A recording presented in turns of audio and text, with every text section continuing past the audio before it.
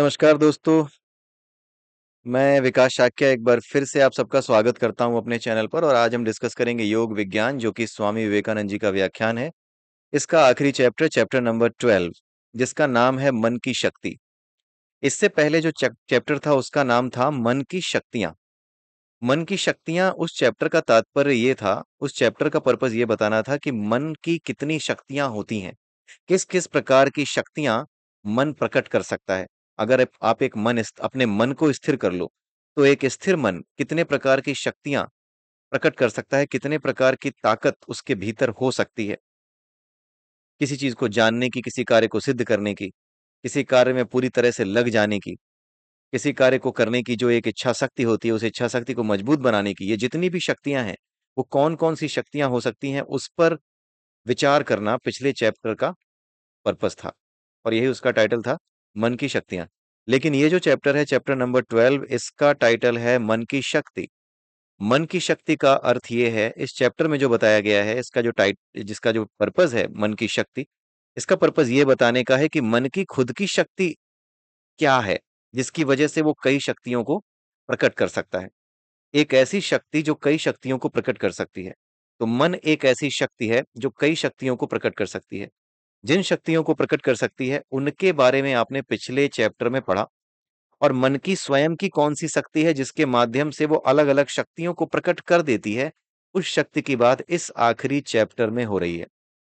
ठीक है, तो आइए देखते हैं क्या बातें की गई हैं, क्या मुख्य विचार हैं। ये आखिरी चैप्टर है, इसके बाद ये बुक समाप्त हो जाएगी यहीं पर। और इसके बाद हम कोई नई बुक देखेंगे जो कि स्वामी विवेकानंद जी के जीवन से जुड़ी हुई हो, और उसके बारे में हम डिस्कस करना शुरू करेंगे। Most probably I would see कि मैं कर्म योग पर, अगली जो बुक है कर्म योग, उसे लेकर के वीडियोस लेकर के आऊं अपने चैनल पर। तो आइए देखते हैं मुख्य विचार क्या क्या है। सबसे पहला जो विचार है इसमें बताया गया है वो ये है कि कार्य जो है वो कारण का ही कृत रूप है। कार्य और कारण में कोई अंतर नहीं है, ये बात बताई गई है। यहां पर विवेकानंद जी ये बताते हैं कि कुछ लोग ये समझते हैं कि कार्य जो हो रहा है वो कुछ और है और कारण कुछ और है। लोग ये समझते हैं कि किसी कारण से कोई कार्य किया गया है, लेकिन असलियत में वो कारण और कार्य दोनों एक ही हैं।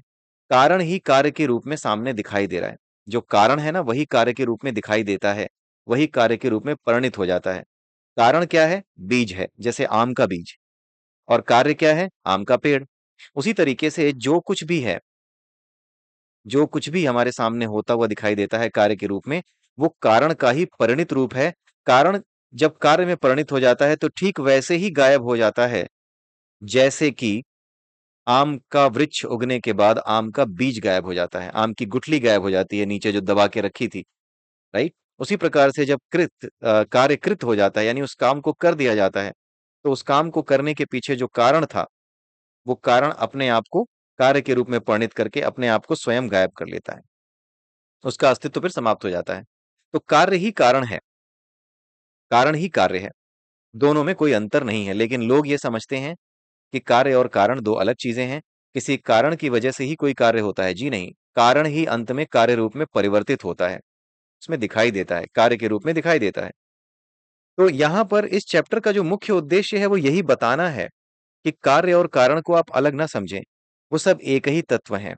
कुल मिला के बात यहाँ पर कुछ वैसी ही हो रही है कि शिव और शक्ति, ये दो अलग अलग दिखने के बावजूद भी एक ही हैं। तभी भगवान शिव को अर्धनारीश्वर के रूप में दिखाया जाता है। राइट? आधा शरीर उनका शिव का है और आधा शरीर शक्ति का है, आधा शरीर माता पार्वती का दिखाया जाता है। तो शिव और शक्ति दोनों एक ही हैं। कार्य क्या है? शक्ति है। कारण क्या है? शिव है। तो ये जो वास्तविक स्वरूप है इस ऊर्जा का, जिस ऊर्जा ने इस पूरे के पूरे ब्रह्मांड को, इस पूरी की पूरी सृष्टि को रचा है, उसके मूल तत्व के बारे में यहां पर बात की जा रही है कि कार्य जो है वो कारण का ही कृत रूप है। जैसे जो शक्ति है, जो ऊर्जा है, वो उसी परम तत्व जिसे शिव तत्व कहते हैं, उसी से प्रकट है। शिव तत्व क्या है? एक तरीके से शिव तत्व एक पावर हाउस की तरह है, जो स्वयं बिजली नहीं बनाता। पावर हाउस स्वयं बिजली नहीं बनाता, वहां पर बिजली बनती है किसी मैकेनिकल प्रोसेस, किसी इंजीनियरिंग प्रोसेस के थ्रू। तो जो बिजली बनती है, उसको बनाने के लिए जो आवश्यक आश्रय है, यानी जो मशीनें हैं, वो पावर हाउस के भीतर लगाई जाती हैं। उन मशीनों की वजह से बिजली बनती है। तो जो मशीनरी है, जो आश्रयदाता है, वो क्या है? वो शिव है। सभी शक्तियों का जो बीज स्वरूप है, उस बीज स्वरूप का भी आश्रयदाता जो है वो क्या है? वो शिव है। वैष्णव उसे भगवान विष्णु या भगवान कृष्ण कहते हैं, भगवान विष्णु कहते हैं उन्हें। लेकिन है सब कुछ एक ही विचार है, ठीक है? वैष्णव उन्हें विष्णु कहते हैं, राधा और कृष्ण के नाम से जानते हैं, शक्ति और ऊर्जा और ऊर्जा के स्रोत को। उसी प्रकार से जो शैव हैं, वो ऊर्जा और ऊर्जा के स्रोत को शक्ति और शिव के नाम से जानते हैं। तो कारण और कार्य में कोई अंतर नहीं है। कारण ही कार्य के रूप में परिणित होता है, कारण ही कार्य को जन्म देता है, कारण ही कार्य में परिवर्तित हो जाता है। इसलिए दोनों में कोई अंतर नहीं है। ठीक वैसे समझ जाइए आप कि जैसे कि जो बर्फ का टुकड़ा है वो पानी में परिवर्तित हो जाता है, तो बर्फ के टुकड़े में और उस बर्फ के टुकड़े से जो पानी बना उनमें कोई अंतर है क्या? दोनों ही पानी थे। तत्व के स्तर पर दोनों एक ही है। कुल मिलाकर के ये बात बताने की कोशिश की गई और यही मूल तत्व भी है। जो अद्वैत है वही तो मुख्य फिलॉसफी है जो कि अपने शंकराचार्य जी ने दी थी। सब कुछ अंत में उसी एक तत्व से प्रकट है, वही हर चीज का कारण है। इसलिए कारण ही कार्य के रूप में परिणित है। जैसे महाभारत में एक जगह जिक्र आया था कि अ, जो मार रहा है वो भी कृष्ण ही है और जो मर रहा है वो भी कृष्ण ही है। मरने वाले भी कृष्ण, मारने वाले भी कृष्ण, अर्जुन भी कृष्ण, दुर्योधन भी कृष्ण। दुर्योधन और अर्जुन ये दोनों ही अलग अलग कार्य थे। किस शक्ति के? भगवान कृष्ण नाम की शक्ति के या शिव नाम की शक्ति के। ये अलग अलग कार्य थे। किसी जगह पर वही शक्ति बुराइयों को लेकर के संगठित थी, किसी जगह पर वही शक्ति धर्म को लेकर के संगठित थी।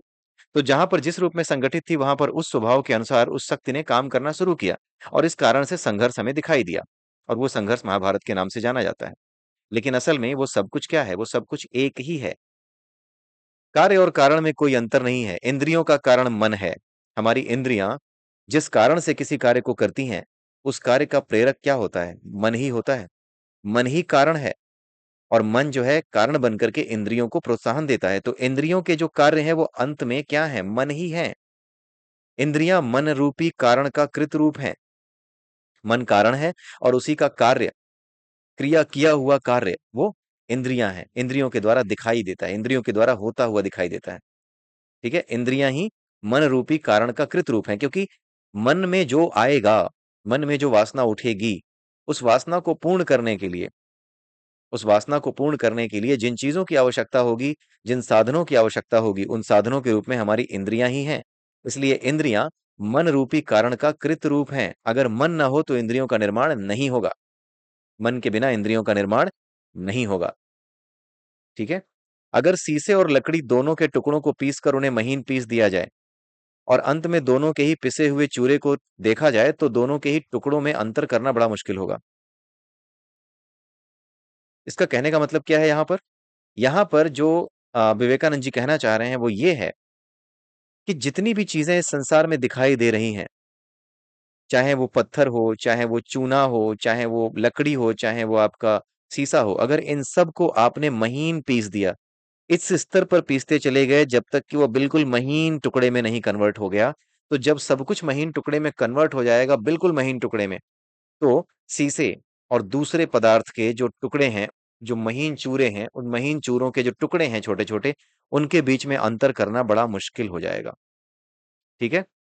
तो हमारा उद्देश्य क्या है? जीवन का उद्देश्य ये है कि हमारा जो नज़रिया है कि चीज़ें अलग-अलग रूप में दिखती हैं। कोई घोड़े के रूप में दिख रहा है, कोई बिल्ली के रूप में दिख रहा है।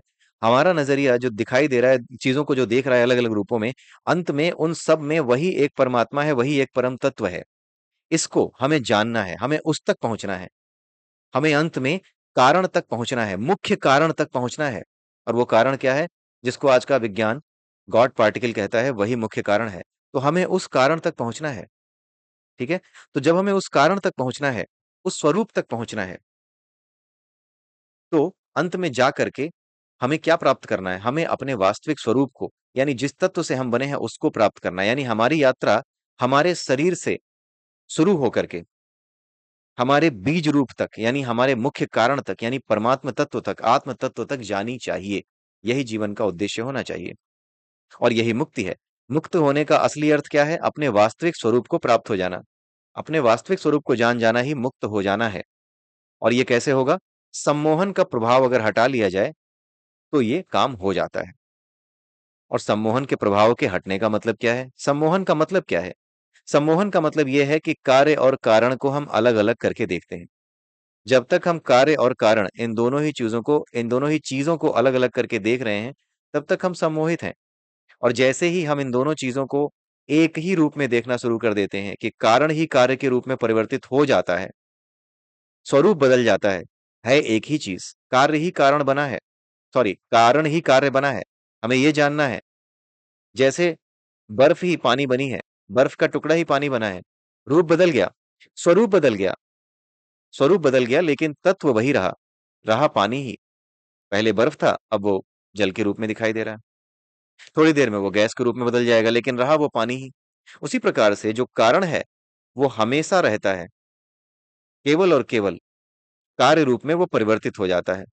तो होता क्या है कि जो संसार का जनक है, जिसे परमात्मा कहते हैं, परम तत्व कहते हैं, वो ही हमारे और आपके रूप में परिवर्तित होता है, हमारे और आपके रूप में दिखाई देता है, ठीक है? हमारे और आपके रूप में दिखाई देता है। ये जो दिखने वाली चीज़ें हैं अलग-अलग रूपों में, ये हमें लगती हैं कि जो कारण है यानी कि जो परमात्मा है, वो अलग है और हम अलग हैं, ऐसा नहीं है। कारण यानी कि परमात्मा ही हम में यानी कार्य के रूप में, हमारे और आपके रूप में परिवर्तित हो गया है।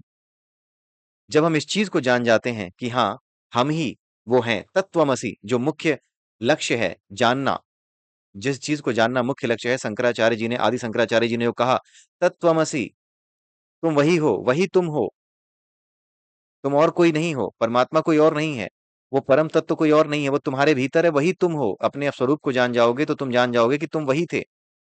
तो इस भ्रम को हटा देना कि कार्य और कारण में कोई अंतर है, इस भ्रम को हटा देना ही सम्मोहन को हटा देना है। और जब तक ये भ्रम बना रहता है कि कारण और कार्य 2 अलग-अलग चीज़ें हैं, तब तक सम्मोहन में हम होते हैं, ऐसा माना जाना चाहिए। ठीक है, आगे क्या है? आगे बताया गया है कि जो सिद्धियाँ हैं, वो जाल में फँसा लेती हैं। अचानक से यहाँ सिद्धियों की बात कैसे आई? सिद्धियों की बात ऐसे आई कि जब हम अपने मन को स्थिर करते हैं, तभी इस सम्मोहन को हटाया जा सकता है। क्योंकि अपने वास्तविक स्वरूप को देख पाना तभी संभव है जब आप अपने मन को स्थिर कर लें। हमारा मन स्थिर क्यों नहीं होता? क्योंकि हमारे मन में तरह-तरह की तरंगें उठती रहती हैं, ये चाहिए, वो चाहिए। उसकी वजह से हम अपने आप को तरह-तरह की भावनाओं से बाँध लेते हैं, तरह-तरह के भावों से बाँध लेते हैं, सुख की इच्छाओं से बाँध लेते हैं। जो दुःख के भय हैं, उनसे दूर होना या उनसे घृणा के भाव से हम बंध जाते हैं कि हाँ, हमें उससे दूर रहना है। जो द्वैत है, उस भाव से हम बंध जाते हैं। तो जब तक इस भाव से हम बंधे रहते हैं, तब तक हमारा मन एक ऐसी ऊर्जा होता है जो स्थिर नहीं है। जो ऊर्जा स्थिर नहीं है, वो आपको सोचने देगी कुछ। मन अगर स्थिर नहीं है, तो गहराई से सोचने देगा कुछ। अगर गहराई से सोचने नहीं देगा, तो गहराई से मनन कर पाओगे और अगर गहराई से मनन नहीं कर पाओगे, तो चिंतन भी नहीं हो पाएगा।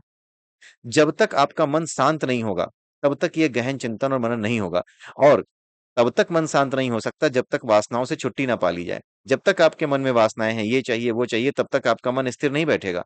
उसको एक लक्ष्य बना करके उसके आगे-पीछे भागता रहेगा। आपका लक्ष्य ऐसा होगा जो कि पूर्णता को नहीं प्राप्त हो सकता, इसलिए आपका मन बेचैन रहेगा क्योंकि जितने भी कार्य हम करते हैं, उन सभी में फेल होने का डर हमेशा रहता है। इसी वजह से हमारा मन चिंतित रहता है, वो स्थिर नहीं बैठ सकता। और क्यों डर होता है इस चीज़ का कि फेल हो जाएँगे? क्योंकि जिन चीज़ों की तरफ हम भाग रहे हैं, वो अपने आप में पूर्ण नहीं है, वो कंप्लीटनेस नहीं है। जो भी चीज़ आप चाहते हैं, वो कंप्लीटनेस की ओर नहीं ले जाती, उसमें अधूरे रहने का डर रहता है।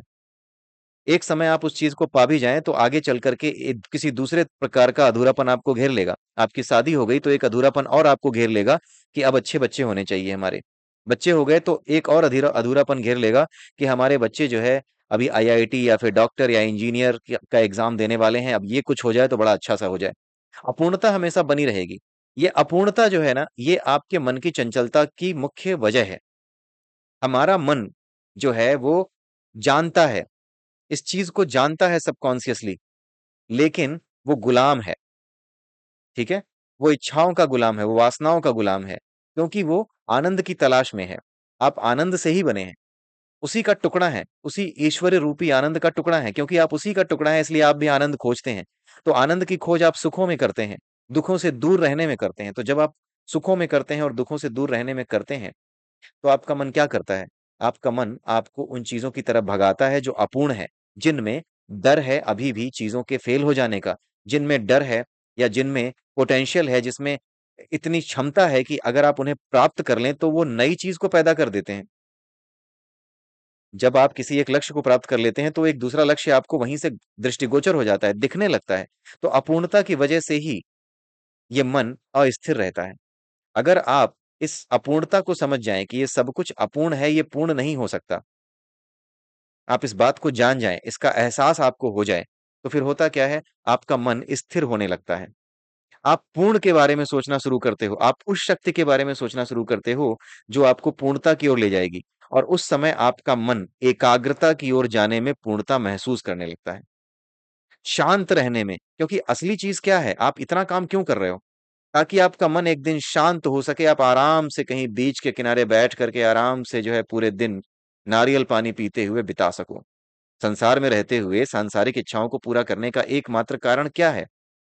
यही तो है कि शांति हमें संसार में मिल जाए, लेकिन संसार में शांति नहीं मिल सकती, क्योंकि संसार अपूर्ण है और अपूर्णता हमें कभी शांति नहीं दे सकती। इसलिए हम पूर्ण की ओर जाते हैं। पूर्ण की अवधारणा कहाँ से आती है? पूर्ण की अवधारणा यहाँ से आती है कि आप जैसे ही एकाग्र होते हो, जैसे ही आपका मन स्थिर होता है, वैसे ही आप पूर्णता को महसूस करने लगते हो। तो एकाग्र मन ही पूर्णता की कुंजी है।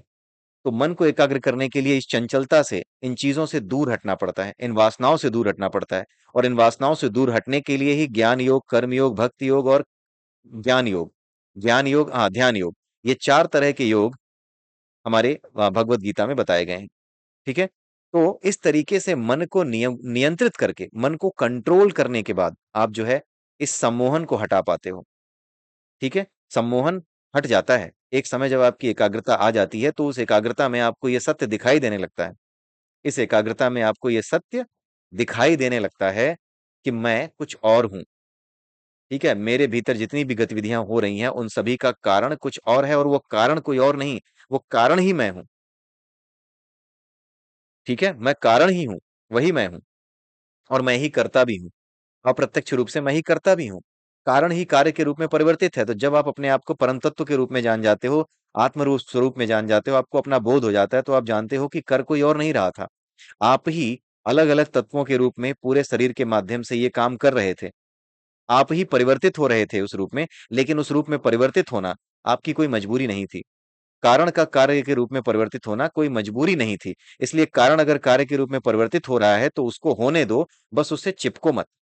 कारण तो कार्य के रूप में परिवर्तित होगा ही, इस संसार का नियम ही यही है कि जो कारण है वो कार्य के रूप में परिवर्तित होगा। लेकिन कारण जब कार्य के रूप में परिवर्तित होना ही है, ये एक निश्चित नियम है, तो फिर उस कार्य कारण के कार्य के रूप में परिवर्तित होने पर उससे अपने आप को क्यों जोड़ा जाए? उसे होने दो। अगर आप गुस्सा कर रहे हैं, अगर आपका किरदार गुस्सा कर रहा है, तो उसे करने दो, लेकिन उससे अपने आप को दूर रखो। उसे दूर होकर के देखते रहो। अगर आप किसी से झगड़ा कर रहे हैं, तो ये मानो कि आपका किरदार उससे झगड़ा कर रहा था। आप अपने आप को उससे दूर रखो कि आप कुछ और हो। आपने ही इन सभी चीज़ों को प्रकट किया है और अंत में आप वही हो, कारण आप ही हो। ये केवल सुनने भर से या कहने भर से नहीं होता, इसका अनुभव भी किया जा सकता है। इसका अनुभव आप धीरे-धीरे करने लगते हो। इसकी साधना आप करके तो देखिए, आप ये अभ्यास करके तो देखिए कि जो कुछ आप करते हैं, कभी गुस्सा आया, कभी कुछ हुआ, तो अपने आप को उससे अलग करके देखिए अपने किरदार से। आप ये मान के चलिए कि जो कुछ भी आपने किया, वो आप नहीं थे, आप तो कारण थे। वो कार्य के रूप में वहाँ परिवर्तित हुआ और क्योंकि कारण कार्य के रूप में परिवर्तित होना है, आपकी वासना को क्रोध के रूप में परिवर्तित होना था, वो परिवर्तित हो गई। उसका काम ही यही है, वासना का काम ही यही है। ऐसी वासना जो कि घृणा से जुड़ी हो या फिर ऐसी वासना जो कि सफलता और असफलता से जुड़ी हो, वो कहीं न कहीं क्रोध को उत्पन्न करेगी। यही उसकी मॉडस ऑपरेंडी है। तो अगर यही उसकी मॉडस ऑपरेंडी है, तो फिर उसमें चिंता क्या करना? जैसे अगर आप अ, एक अ, एक बड़ी-सी स्प्रिंग ले लो और उस स्प्रिंग को खींच दो, तो आपको पता है कि जैसे ही ये स्प्रिंग छूटेगी, ये सिकुड़ेगी, आपको चोट भी लग सकती है, राइट? तो ये स्प्रिंग का नियम है, तो छोड़ने के बाद आप ये मत सोचिए कि हाँ लगेगी, वो तो लगेगी ही ना, वो तो लगेगी ही। बस इतना आप कर सकते हो कि आप अपने आप को उससे दूर रखो। उसी प्रकार से जितनी भी चीज़ें हैं इस संसार में, जो कुछ भी आप करते हैं जिससे आप अपने सुखों और दुखों या अपनी भावनाओं को जोड़ लेते हैं, उन भावनाओं से जोड़ना अपने आप को बंद कीजिए। उनसे जोड़ना अपने आप को बंद कीजिए, ये बड़ा ही मज़ेदार खेल है, ये खेल करके तो देखिए। गुस्सा आए, तो तुरंत सोचिए कि हाँ, ये किरदार है मेरा जो कि गुस्सा कर रहा है। और अगर आप अपने आप को अपने गुस्से से अलग करके देख पाए, तो ये इस बात का सबूत है कि आप कोई और हैं और गुस्सा कोई और था। पहले क्या होता था? आप ही गुस्से में परिवर्तित हो जाते थे। असल में आप ही गुस्से में परिवर्तित हो रहे हो, राइट? कार्य ही कारण में बदल रहा है। कार्य और कारण में कोई अंतर नहीं है, लेकिन कार्य और कारण को एक होकर के रहने की जरूरत नहीं है। कार्य के रूप में ही कारण के रूप में ही आप अपने आप को रख सकते हो।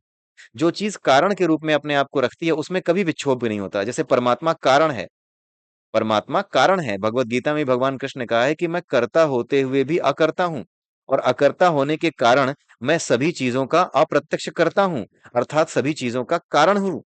हर चीज का बीज मैं हूं, हर घटना का बीज मैं हूं, हर चीज का कारण मैं हूं। तो हर चीज का कारण स्वरूप जब आप हैं, तो अपने आप को कारण के रूप में ही बनाए रखने में कोई नुकसान नहीं है। आप अपने आप को कारण के रूप में ही जब बनाए रखेंगे, तभी आप विक्षोभ से बच पाएंगे, तभी आप सुखों दुखों या आशा निराशा से बच पाएंगे। अगर आप कारण होने के साथ साथ कार्य के रूप में परिवर्तित होने लगेंगे, और कार्य के रूप में परिवर्तित होने पर उस कार्य को आप वो कार्य ही बन जाएंगे, तो होगा क्या? कारण आप ही थे, लेकिन आप कार्य बन गए। जब कार्य बन करके कार्य के साथ एक रूप हो गए, तो उससे जुड़ी हुई भावनाएं भी आपको परेशान करेंगी, सुख दुख आपको परेशान करेगा, लेकिन आपको ये नहीं करना है।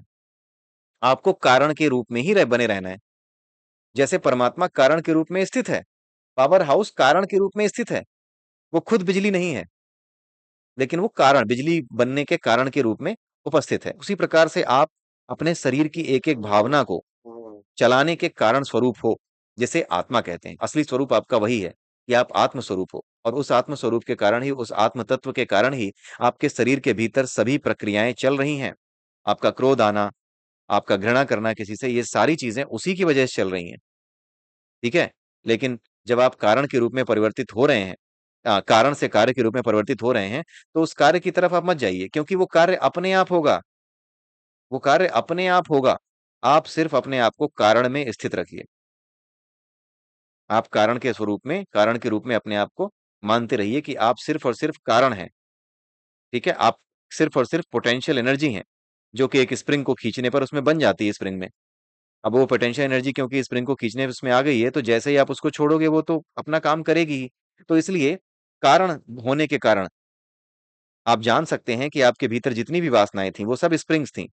अब वो स्प्रिंग्स एक एक करके छूट रही हैं, तो अपना काम तो वो करेंगी, वो निश्चित है। तो आपको तकलीफ होना बंद हो जाएगी। आप ये भी महसूस करने लगेंगे कि वाकई में आप कारण रूप हैं, कार्य रूप नहीं है। कार्य रूप तो आपके इस संसार में फंसने के कारण होता है ये। आपका जो मन है, जब वो कारण वही है, वो कार्य के रूप में जब बदलता है, तो उस कार्य के साथ जब आप एक हो जाते हो, जब आप कारण को भूल जाते हो, कार्य की तरफ चले जाते हो, उस कार्य के साथ एकाकार हो जाते हो, तब तो उस कार्य के साथ जुड़ी हुई भावनाएं भी आपकी हो जाती हैं। उस कार्य के साथ मिलने वाले सुख और दुख दोनों आप हो जाते हैं, आपके हो जाते हैं। क्योंकि केवल सुख आपका नहीं हो सकता, सुख के साथ दुख भी आपका होगा। केवल आशा आपकी नहीं हो सकती, निराशा भी आपकी होगी। इसीलिए आप जब कारण से छूट करके कार्य बन जाते हैं और उसके साथ एक रूप हो जाते हैं कार्य के साथ, तो हर आशा निराशा और हर सुख दुख को बांधने के जिम्मेदार आप स्वयं बन जाते हैं। ठीक है? इसी प्रकार से जब आप अपने आप को अलग रूप में देख पाते हो, कार्य से अलग रूप में देख पाते हो, आपका मन जब स्थिर होने लगता है, तो कुछ ऐसी चीजें आपको पता लगने लगती हैं। क्योंकि जो शांत मन है, एक बहुत ही अद्भुत शक्ति है। शांत मन कहीं पर भी एकाग्र हो सकता है, किसी भी चीज की शोध कर सकता है, वो एक वैज्ञानिक हो सकता है, वो एक ऐसा फिलोसफर हो सकता है जो बहुत गहरे विचार लेकर के आए। लेकिन शर्त क्या है? मन एकाग्र हो। तो ये सब क्या है? ये सब सिद्धियां हैं। मन की एकाग्रता के बाद जो चीजें आती हैं, वो सब मन की शक्तियां क्या हैं? सिद्धियां हैं। जैसे एक वैज्ञानिक हो जाना, या प्रकृति के रहस्यों को खोजने में समर्थ हो जाना, या एक बहुत बड़ा वैद्य बन जाना, जड़ी बूटियां हैं उनके रहस्य को जान जाना, पेड़ पौधे हैं उनके रहस्य को जान जाना। ये सब बड़े-बड़े ऋषियों और मुनियों के काम क्यों हैं? क्योंकि वो ऋषि और मुनि अपने मन को एकाग्र कर पाए हैं, उनकी एकाग्रता अद्भुत है। ठीक है? तो सिद्धियाँ क्या हैं? वो जाल में फँसा लेती हैं। क्यों फँसा लेती हैं? क्योंकि आपको, जब आपका मन एकाग्र होता है और जब नए-नए विचार सामने आने लगते हैं, नई-नई खोजें आपके सामने होने लगती हैं, तो आप उनमें उलझ जाते हो, आपको उसमें आनंद आने लगता है। कोई ज्योतिष सीख जाता है, तो वो दूसरों को उनके बारे में बताने में, दुकान लगाने में, लोगों के द्वारा प्रशंसा सुनने में बड़ा अच्छा महसूस करने लगता है, लोगों के द्वारा प्रेम मिलने लगता है, तो उसे लगता है कि यही पूर्णता थी। फिर वो वहां अटक जाता है। ये सिद्धियां हैं, ये जाल में फंसा लेती हैं। ठीक है? इसलिए नैतिकता सबसे अधिक आवश्यक है। एक तो सिद्धियों से दूर रहिए, आती जा रही हैं जो चीजें आने दीजिए। और दूसरा ये कि नैतिकता सबसे ज़रूरी है। अपने भीतर नैतिकता बनाए रखिए, क्योंकि अनैतिकता तभी आती है जब आपके मन में लालच हो, जब आपके मन में दूसरों से छीन कर खाने की इच्छा हो, जब आपके मन में घृणा हो। ये सब चीज़ें नैतिकता के विरोध में हैं, अनैतिकता है ये।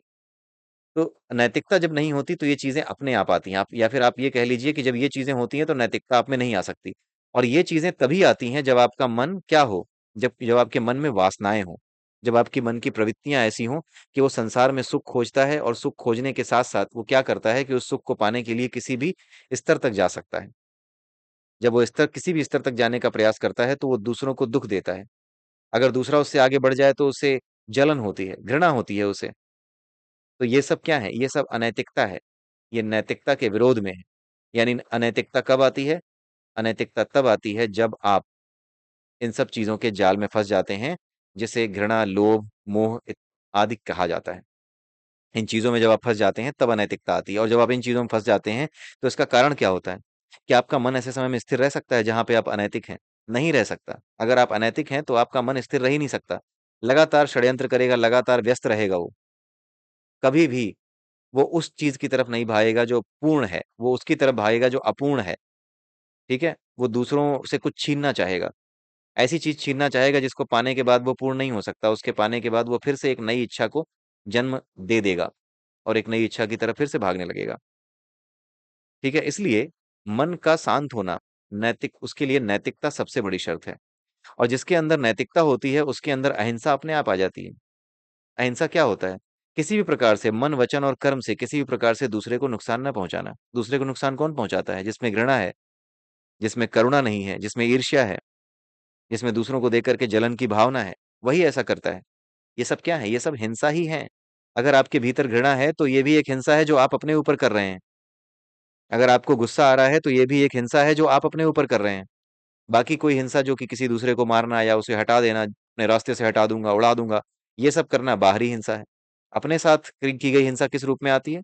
घृणा के रूप में, ठीक है? क्रोध के रूप में, इन चीज़ों के रूप में आती है। और उसके अलावा इस चैप्टर में एक बूढ़े संत की कहानी भी है। उनकी कहानी कुछ ऐसी है कि वो सभी के भीतर ईश्वर देखते थे। उन्हें कोई भी चीज़ ऐसी नहीं थी जिसके भीतर उन्हें ईश्वर ना दिखाई देता हो। हर चीज़ के भीतर उन्हें ईश्वर ही दिखाई देता था। एक दिन क्या हुआ कि एक चोर उनके घर आया और उनके घर से एक तसला उठा कर के ले गया। जब वो उनके घर से तसला उठा कर के ले गया, तो वो उसके पीछे-पीछे भागे। वो चोर आगे-आगे भाग रहा है, वो पीछे-पीछे भाग रहे हैं और एक जगह जाकर के चोर के कदमों में ये गिर पड़े और कहते हैं कि धन्य है प्रभु, आपने मुझे दर्शन दिया। आपने मेरा तसला ले लिया, मैं धन्य हो गया। आप एक काम करिए, ये जो पूरा शरीर है मेरा ना, ये भी एक तसला ही है, इसे भी ले लीजिए। और वो उसी के चरणों में गिर करके प्राण त्याग देते हैं, उसी चोर के चरणों में गिर करके। ईश्वर सबके भीतर है, कहने का मतलब ये है। और वो व्यक्ति, जो बूढ़ा व्यक्ति था, वो सभी के भीतर ईश्वर को ही देखता था। अच्छा, इस बात को यहाँ बताया क्यों क्या गया है? इस बात को बताने के बाद एक बात और बोली है स्वामी विवेकानंद जी ने। उन्होंने ये कहा है कि किसी के दोषों की चर्चा कभी मत करो। यहाँ पर अगर आप देखें, जहाँ पर मेरा कर्सर है, किसी के दोषों की चर्चा कभी मत करो, उससे किसी का भला नहीं होगा। आपने एक मूवी देखी होगी, उसका नाम है गाइड। उसमें होता ये है कि जो राजू गाइड होता है, जो देवानंद जी होते हैं हमारे, वो एक बहुत ही मामूली से चोर का किरदार उसमें निभा रहे होते हैं। छोटी-छोटी 420 करते हैं। एक लड़की के चक्कर में फँसे होते हैं, तरह-तरह के अनैतिक काम वो करते हैं। लेकिन अंत में क्या होता है? अंत में होता ये है कि उनके चरणों में एक ऐसा व्यक्ति गिर पड़ता है और उनसे प्रार्थना करता है कि आप जो हैं उन्हें स्वामी कहता है कि स्वामी, मैं नहीं जानता कि आपने मुझे क्या बताया। मुझे उससे कोई फ़र्क नहीं पड़ता कि आपने मुझे ये बताया कि आप एक तुच्छ चोर थे। मुझे कोई फ़र्क नहीं पड़ता कि आप एक लड़की के चक्कर में जेल होकर के भी आए हैं। मुझे इस बात से कोई फ़र्क नहीं पड़ता।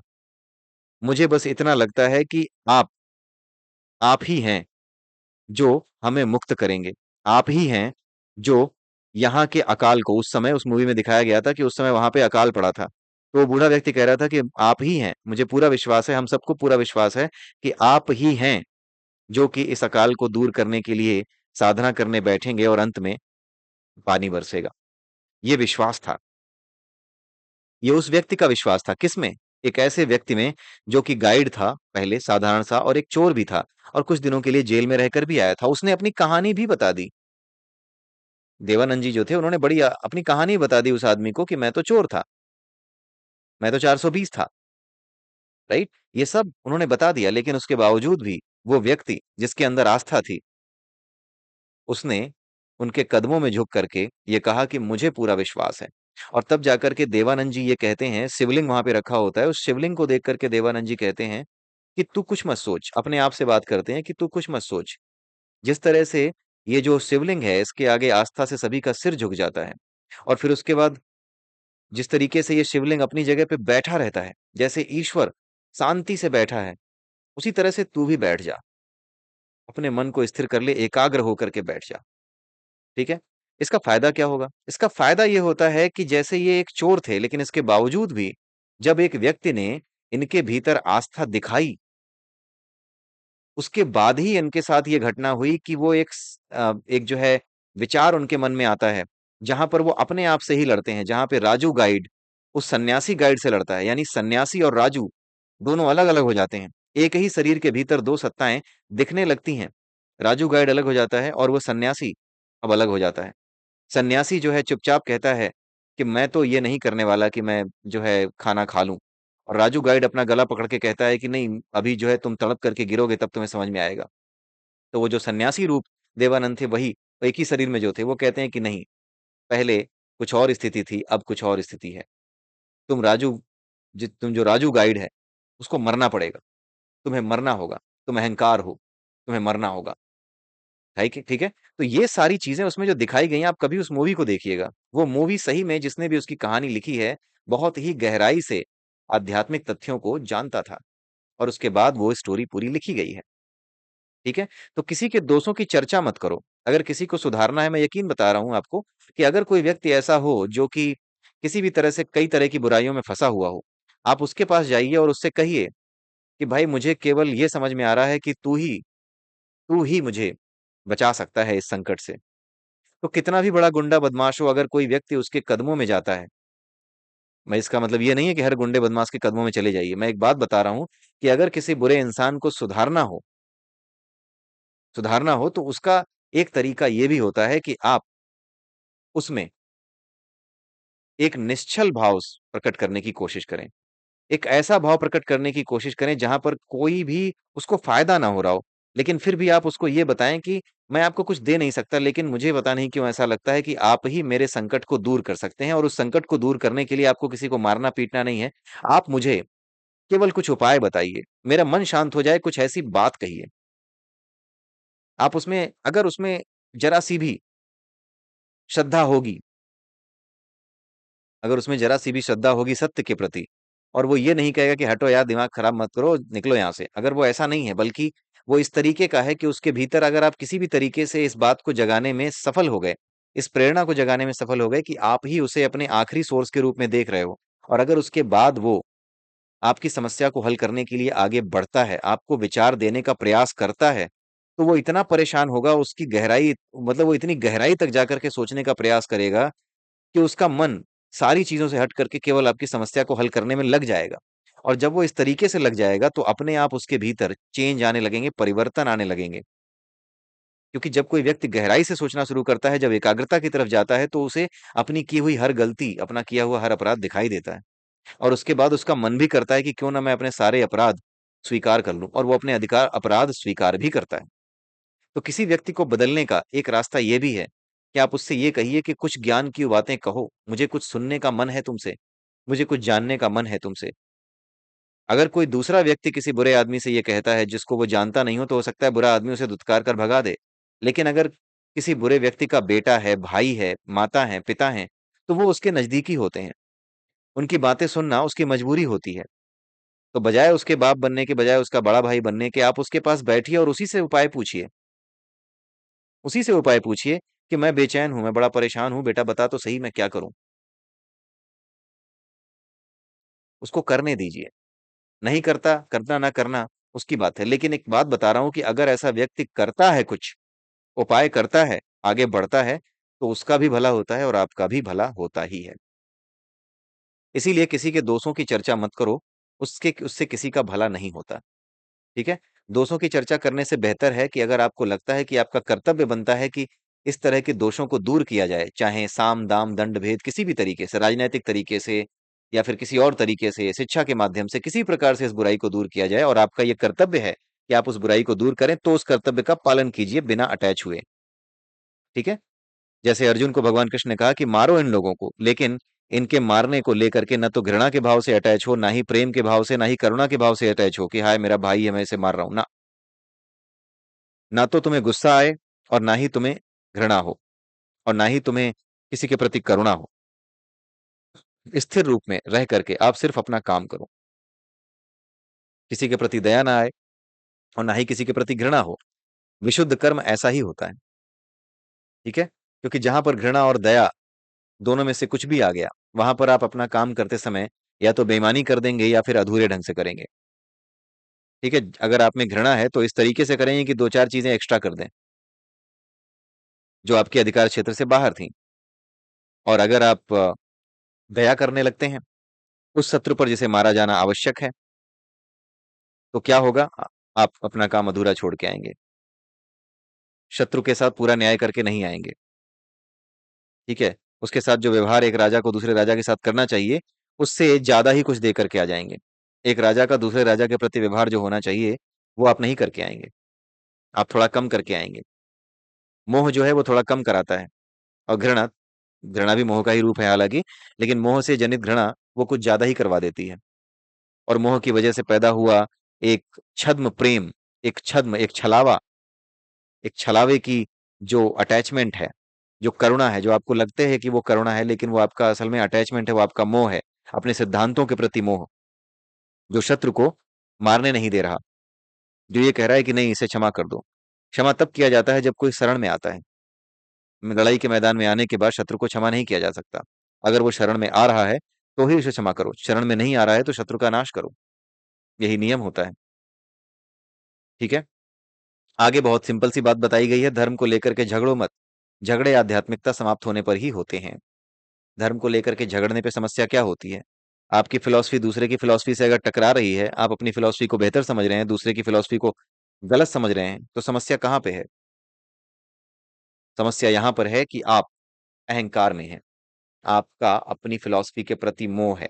उस मोह के कारण आप वास्तविक धर्म को नहीं देख रहे। आप धर्म के संदर्भ में जो बातें कही जाती हैं, जो परंपराएं बताई गई हैं, जो स्क्रिप्चर्स लिखे गए हैं, आप उन शब्दों में ही अटके हो। जबकि धर्म जो है उन शब्दों से परे है। आप उन शब्दों से परे उस धर्म की तरफ नहीं जा रहे हो। आप अपने शब्दों में, जो शब्द आपने सीखे हैं अपने धर्म के अंतर्गत, आप उसी में फंसे हो। और इसी वजह से आप दूसरे धर्म के शब्दों को देख करके या उस उनकी मान्यताओं को देख करके आप असंतुष्ट हो जाते हो कि ये लोग ऐसा क्यों कर रहे हैं। ऐसा तो नहीं होता, वैसा तो नहीं होता। आपके अनुभव का रास्ता अलग है, उसके अनुभव करने का रास्ता अलग है, बस इसीलिए आप उससे घृणा करते हो। ये नहीं करना चाहिए। अगर आप ये करते हैं तो इसका सीधा सा मतलब ये है कि अभी भी आप योग में नहीं है। अभी भी आपका मन शुद्ध नहीं हुआ है। अभी भी आपके मन में ये भाव हैं कि ये सही है वो गलत है, मेरा सही है उसका गलत है। अपने धर्म को सही समझना। इसका कारण क्या है कि कुछ ना कुछ सिद्धांत आपने पढ़े हैं, और जो चीज आपने पढ़ी है उसी पढ़ाई में अटक गए हो। उस पढ़ाई से परे नहीं गए हो। अगर किताबें पढ़ के ज्ञान प्राप्त होता तो गौतम बुद्ध को एक पीपल के पेड़ के नीचे बैठ करके ज्ञान ना मिला होता। फिर तो वो किताबें पढ़ते पढ़ते ज्ञान मिल गया होता, सर्टिफिकेट मिल गया होता ज्ञान का। लेकिन उन्हें ज्ञान किस तरह से मिला? पेड़ के नीचे बैठे हैं, और वहां पर अचानक से जागृति आती है। पेड़ के नीचे बैठे बैठे अचानक से जागृति आती है। वो अपने स्वरूप को जान जाते हैं। ज्ञान प्राप्त होने का अर्थ है अपने स्वरूप को जान जाना। ज्ञानी हो जाने का अर्थ ही है मुक्त हो जाना। और मुक्त हो जाने का अर्थ ही है अपने आप को वास्तविक रूप में देख पाना, अपने वास्तविक स्वरूप को जान पाना, यानी बोध हो जाना। ठीक है? तो धर्म को लेकर के अगर झगड़े चल रहे हैं तो आपको बोध नहीं हुआ है, क्योंकि बोध जो है वो सभी धर्मों से परे है। तभी तो भगवान कृष्ण ने भगवत गीता में कहा कि जितनी भी चीजें मैंने तुम्हें बताई हैं अर्जुन, वो सब भूल जाओ। सर्वधर्मान परित्यज्य माम एकम शरणम व्रज। सभी धर्मों के विचारधाराओं को छोड़ करके तुम केवल मेरी एक शरण में आओ। केवल एक मेरी शरण में जाओ। ठीक है? और मैं तुम्हें सभी प्रकार के पापों से मुक्त कर दूंगा, यानी आध्यात्मिकता को प्राप्त करा दूंगा, यानी बोध को प्राप्त करा दूंगा। तो धर्म को लेकर के झगड़े तब होते हैं जब आध्यात्मिकता समाप्त हो जाती है, और धार्मिकता के नाम पर जो कट्टरता होती है वो बाकी रह जाती है। और वो किस वजह से आती है? मेरे संस्कार, हमारे तरीके अच्छे हैं, हमारे तौर तरीके अच्छे हैं, हमारे यहाँ शादी करने का तरीका अच्छा है, हमारे यहाँ जो है विवाह अच्छी तरीके से होता है, उनके यहाँ विवाह जो है सही तरीके से नहीं होता। हमारे यहाँ ये चीजें चलती हैं, तुम्हारे यहाँ वो चीजें चलती हैं। तुम तो मूर्ति की पूजा नहीं करते, अरे हम तो मूर्ति की पूजा करते हैं, वो लोग कैसे हैं? कि किसी को नहीं मानते, ठीक है? इस तरह की बातें तभी शुरू होती हैं जब आपका ज्ञान अधूरा है। धर्म को लेकर के झगड़े ही तब होते हैं जब आध्यात्मिकता समाप्त हो जाती है और धार्मिकता के नाम पर पाखंड या धार्मिकता के नाम पर कट्टरता रह जाती है, तभी ये सब होता है। और अंत में उन्होंने यही बताया है कि जो कुछ भी आप खाना खा करके, किसी प्रकार का अभ्यास करके, किसी प्रकार का आहार लेकर के या शरीर का किसी भी प्रकार से नियमन करके, प्राणायाम के द्वारा, योग के द्वारा, किसी भी प्रकार से योगाभ्यास के द्वारा जो कुछ भी आप करते हैं, ये सब चीजें केवल और केवल साधन हैं। ये साध्य नहीं है, यानी ये लक्ष्य नहीं है। इनको पाना नहीं है, इनके माध्यम से किसी और को पाना है, और जिसको पाना है वो क्या है? बोध है, आत्मा है, तत्वमसि है, इस बात को जानना है। ठीक है? तो इसी के साथ ये चैप्टर और ये पूरी की पूरी किताब यहीं पर समाप्त होती है। मैं उम्मीद करता हूँ कि ये किताब आपको बहुत अच्छी लगी होगी, और जितना कुछ मैं एक्सप्लेन कर सकता था वो मैंने एक्सप्लेन करने का प्रयास किया, और उम्मीद करता हूँ कि आपको ये एक्सप्लेनेशन अच्छा लगा होगा, समझ आया होगा। और ये प्लेलिस्ट यहीं समाप्त हो रही है। अब किसी दूसरी प्लेलिस्ट में कर्म योग के साथ, या फिर मैं डिसाइड करूंगा कि कौन सी प्लेलिस्ट में लेकर के आऊं, उसके साथ मैं फिर हाजिर होऊंगा। तब तक के लिए मुझे विदा दीजिए। जय सिया राम, जय श्री कृष्णा, जय श्री राधे, ओम नमः शिवाय।